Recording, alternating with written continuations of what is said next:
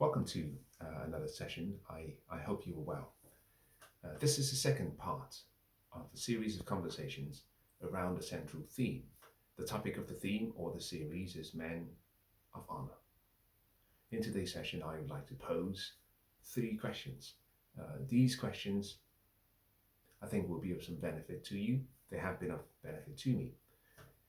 This is a building block on the session I covered yesterday, in which I asked the question in the previous session, which was, what truth are you standing on, or are you standing for? In other words, or put differently, what do you stand for as a man, or what are you standing on as a man? I would hope that you were standing on something, either the truth or something close, and you also stand for something, which is you stand for the truth.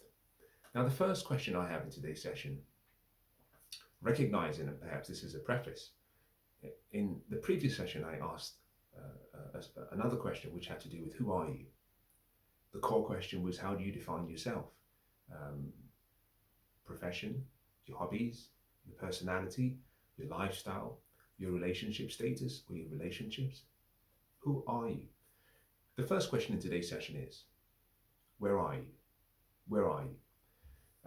Think about this question not from a position of geographical location. Think about it from a perspective of your disposition, your placement. Where are you?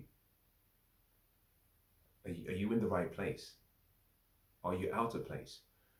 Now, for those of you who are not necessarily or do not subscribe to any form of theology, I apologize for this, but I think it serves a purpose. Let me draw your attention to something that features in the most, I would say, consumed of all religions across the world, is a question about a garden. And we know for a fact, according to the story, or the storyteller, not based on logical evidence, but based on the story itself, it makes reference to a conversation between parties.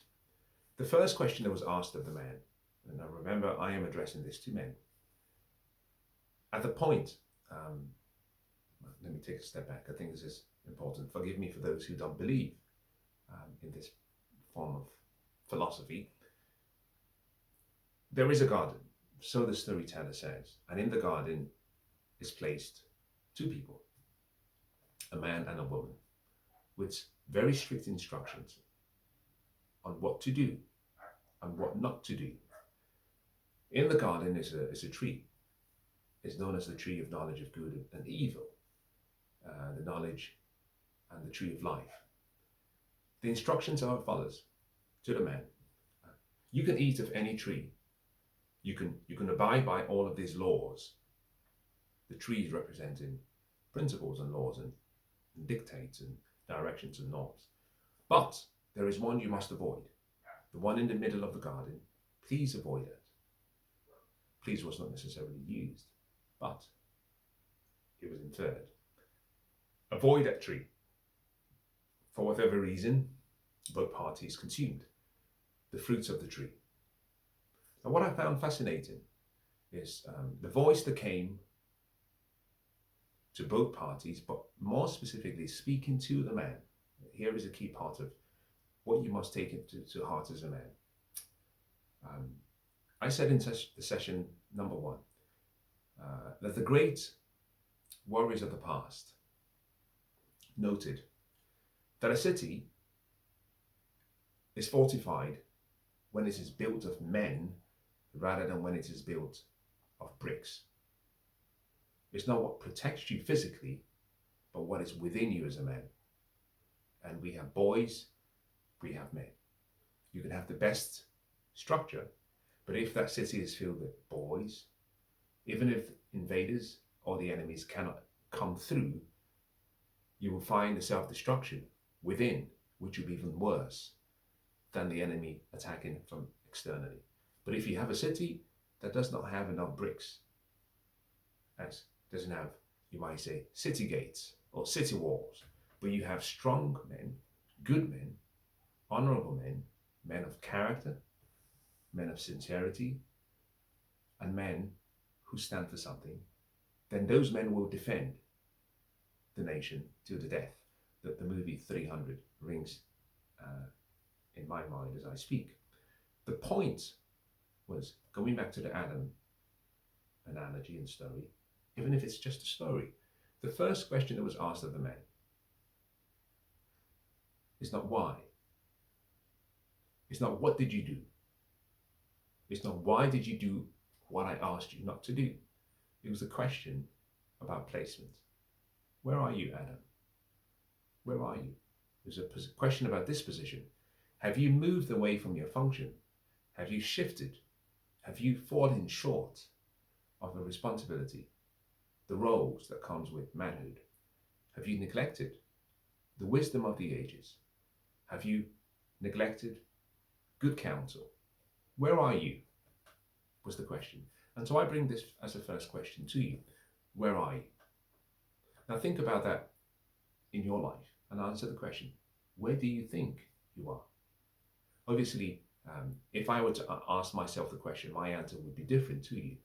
Obviously, or I would hope that your journey, your calling, your assignment, your tasks, your purpose is very different to mine. And therefore, we would be at different places based on the seasons we find ourselves in life.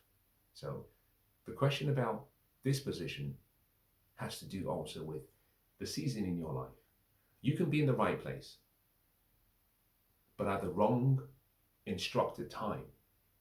You can also be in the wrong place if you've neglected the wisdom, the still small voice within you, guiding you towards where you should be. Now, the second question is, what voice controls you? What voice controls you? Or who, to put it in a different way, who is influencing you? Who has influenced you? And who continues to influence you? 3 parts. But before the 3 parts, who is influencing you? But what controls you? You see, we are controlled by various things. The way we feel is a function of the thoughts we have. Our thoughts will motivate us to have certain feelings. Those feelings, if we persist in a routine manner, we will take actions. Those actions will cause us to move and act in a certain way, which creates our behavior. And over time, we have a lifestyle. We are influenced by what we hear, what we see, and the associations around us. Another question, and a big question, who is influencing you? And who controls you? For most of us, and for most of you as you watch, a lot of our influence is no longer physical. Our environment plays a role in influence, but recognize that the environmental influence comes in several ways. It could be digitally, from a digital platform, such as you're experiencing right now. It could be physical, by virtue of you work in an office and therefore you're inspired by someone else in the office and they motivate you and they counsel you and they guide you and they nurture you. That's influence. It could also be emotional, based on the relationships you have, or based on the level of emotional juice or reserve you have in yourself. People can manipulate your emotions if you're not self-sufficient. And most importantly, it could be spiritual, which is the most important of all of the 3 that I described prior. Digital influence, physical influence, emotional influence, and spiritual influence. Now, I put in the emotional bucket mental. They come together. Perhaps I could have called it the mental influence, because the way we use our mental faculties is what determines our emotional states. Question 1, where are you?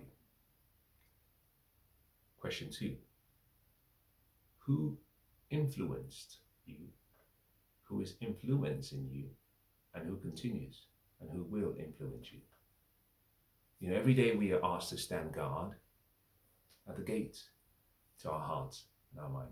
You see, the early Egyptians and the early Romans Romans and the early church said, as a person thinks in their heart, so are they. The word heart was used as a reference to your subconscious mind. Whatever is in your subconscious state as a man will dictate your long-term performance, your long-term results, and who you become. You cannot outperform your self-image in the long term. You might do so in the short term, but you would have what we call a snapback effect. You would be brought back to the conditioning in your subconscious mind. Number 3, what have you done? What have you done? Or put differently, whose plan have you been following? Now, irrespective of whether you were 18 or whether you're 78, we are following a plan. It might be implicit, it might be explicit, but we are following a plan nonetheless. For those who say, well, I don't have a goal and I don't have a plan. You have a plan, you're not aware of your plan. Perhaps it's not an explicit plan that you're following, but recognize, as the Chinese saying goes, that if you do not know where you are going, someday you might arrive there. That is still a plan. We look backwards and we see the pathway that we have followed as men to get to where we are. So, whose plan have you been following? And one of the best ways to explain how this plan idea concept works is to think about the financial side. I know this is not a conversation about finances, but I think it would serve as a useful guide from a numbers perspective to help you understand how we are all being influenced. Warren Buffett said that a chain of habits are too light to be felt until they become too heavy to be broken. Sometimes influence is very subtle. Sometimes the plan in question is not one that you consciously have chosen. It could be one that you subconsciously are unaware of, but they still control the quality and the outcomes of your life. We are controlled by our paradigms. A paradigm is simply a multitude of habits, a combination of several ways of acting, behaving, and living. It's a culture unto itself. Sometimes we do not know. Think about this simple analogy. Every morning when you wake up from your bed, every morning, you place one of your foot on the floor first before the other. Think about that again. Every morning, at the moment you wake up and you're about to leave your bed, one foot, for you it could be your left, for some other people it could be their right, one foot is placed first on the ground before the second. There is a sequence. There's been an order in your subconscious mind, so much so that if you attempted to place the other foot first before what is the norm, you might trip, slip, or find that it feels too uncomfortable. The reason? You're controlled by habit. Habit force controls our lives. That is a plan. We all buy into someone else's plan, or we buy into our plan. So using an analogy that is going to be useful for most people, finances. Here is a take-home assignment as I draw today's session to a close. Let's assume you are over 18 years of age. I'll give you 5 years for your education. I know some people do not start to work until 23, sometimes 24, and I'm aware that some people start working at 17. But for the sake of allowing everyone to be part of this experience, let's say 18 to 22, 5 years of study. So you start working at 23. Take your age, subtract from your age the number 23. What you get is you might say your adult working years. Now, if you've been working since you've been 18, subtract your age from 18. What you get is the number of years you've been working. Now, I want you to sit down with a piece of paper and calculate everything you own. Estimate what you own. We call those your assets, things of value. Estimate what will be the liquidation value of each of those items.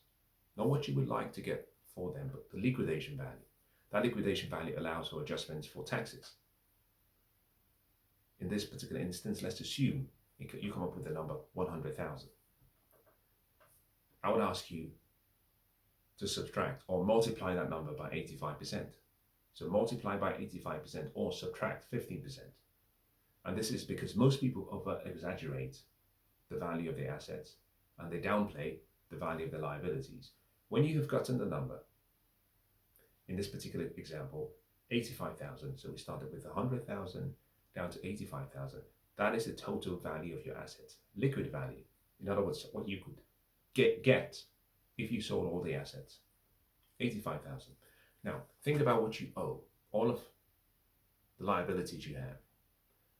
Financial liabilities, you might say other forms of financial liabilities that are not explicit, such as credit cards, perhaps borrowed money that are not legal loans, but are loans based on your word of mouth and a handshake. Sum up all of the liabilities you have. In this example, let's assume is 35,000. So you have your net assets liquidated at 85,000 and you have 35,000 pounds of liabilities. Subtract the liabilities from your assets and you get what we call your net worth. So 85 minus 35 is 50,000 pounds. Let's assume for this example that you are 28 years. So 28 years less 23 years, assuming you started working at 23, is 5 years. We'll use 5 years. I know, depending on when you start counting, it could be 6, but let's use 5. 5 years. You have 50,000, your net equity, or what we'll call your net worth, divided by 5 years, which is the total number of years you have been working. 50 divided by 5, we call it £10,000. £10,000 represents your net worth as a proportion or in relation to the number of years you've worked. So you would have, say you have a net worth of £10,000 per year. That is what you've earned since you started working. Think about that number, whatever that number might be for you. For some people it would be very high, for some other people it would be very low. And answer the question, are you happy with the results? Whatever your answer is, that is the plan you bought into. So for question number 3, which has to do with whose plan are you following and what have you done, we would say, think about this. If this was the end of your life and I called you into a room and I said, Oscar, Jason, account for yourself. Tell me what you've done. I've given you all of this talent and gifts and skills, and intelligence and the ability to tap into the wisdom of the ages and all the greatness written in books from antiquities all the way to the present. The Industrial Revolution that came before your time, Agricultural Revolution that came before your time, the internet age, social media, and I've given you all of these opportunities and I placed you in one of the greatest countries in the world. In this particular instance, let's say Great Britain, London, England. Tell me what you have achieved. What have you done in a tangible fashion to show that you have actually been on this planet Earth and you've maximized your life and you've done something as a man. And you would say, £10,000 every year is all I have to show as what is mine as a man. I place no judgment on what your answer is. The point of that exercise was to use a tangible way of showing you that whether you are explicit or unaware, you are following a plan. If your number is too low, you have to choose another plan. If your number is high, it means you have been following or modeling the right plan. I summarize today's session, and I want you to think about this third question as it applies to other parts of your life as a man. What have you done? It could be what have you done in in your relationships. It could be what have you done in your community. It could be what have you done as a man. What have you done for other men? What have you done? And use the reference to finances. Some of them you cannot quantify in a tangible manner, like money, but there are other things, such as what have you done with the philosophy you've chosen? Remember what I said in the session previously. What do you stand for? And what are you standing on? I summarized and I pulled together the 3 questions from today. Number 1, where are you? As a man, you have to answer that question, where are you? And the purpose of that question is not just for you to be aware. Firstly, is awareness. But secondly, is that so you can do what Henry David Thoreau said, that if a person advances confidently in the direction of their dreams and endeavors to live the life that they have imagined, that they will meet with success, unexpected in uncommon hours. You have to know where you are, you have to know where you're going, and then you have to have a plan to take you there. So question 1 is, where are you? Number 2 is, what controls you? What voice? What influence? Who is influencing you now? Who will influence you in the future? Who influenced you in the past? And number 3, what have you done? Whose plan have you been following? I'll end with the following. As you listen to me, it's important to understand that I share some of these ideas not because it's the truth of a pathway you must follow or you should follow. Instead, the idea is not for you to accept immediately. The hope is that you don't reject it immediately, and the wish is that you don't neglect it. The objective, however, is to provide you with a way of thinking. A way of thinking rather than a formula that works all the time, but a way of thinking that works, that should work most of the time. But even if it doesn't work, it serves as a mirror for which you can reflect against other ideas. But you have one piece of information that diverges from the others, but you want to bring the aggregate of all this information together and let them sit together. And as I said in the session yesterday, you want the beauty of ideas having sex, different ideas coming together, so that you have the opportunity to argue for both sides before choosing a pathway that works for you, depending on where you want to get to. Now, I hope today's session has been useful.